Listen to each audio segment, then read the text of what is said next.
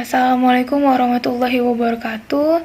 Saya Nisa Fatmari Silva dari Reguler A dengan nomor NPM 20160110003.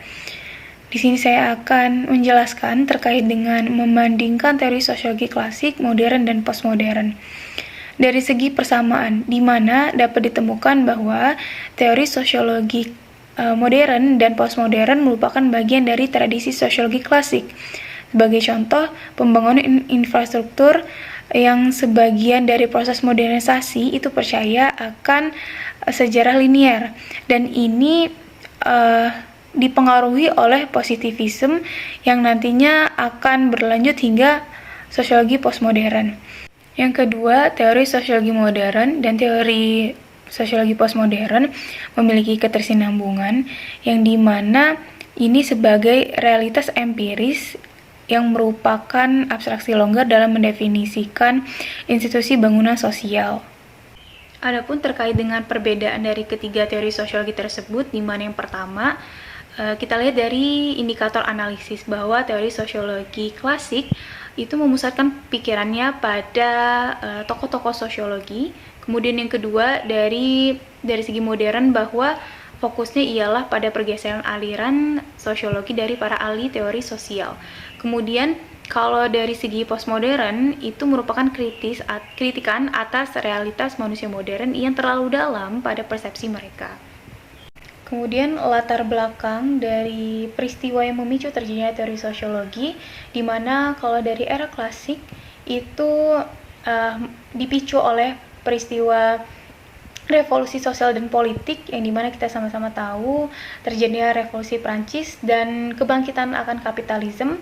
Kemudian kalau dari segi modern merupakan adanya pertentangan antara dua ideologi besar yang pada saat itu berkembang, yaitu antara dominasi Amerika dan berkembangnya komunis pada negara Uni Soviet. Dan pada saat itu pun mulai muncullah lahir negara merdeka baru yang ini notabene banyak dari negara ini dijajah oleh bangsa Eropa yang terletak di benua Asia dan Afrika. Kemudian dari postmodern dipicu oleh dalam pengamatan peristiwa modern yang ternyata kenyataannya ini tidak lebih dari sebuah konstruksi sosial.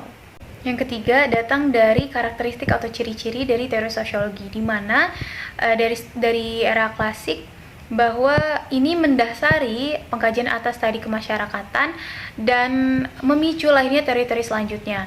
Kemudian dari segi modern, ia bersifat absolut, rasional, dan terbuka atas kemungkinan yang akan terjadi.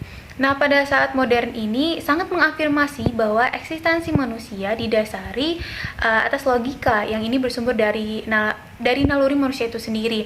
Dan manusia sangat mengikuti peradaban sehingga akan meningkatkan kemampuan intelektual bagi manusia itu sendiri.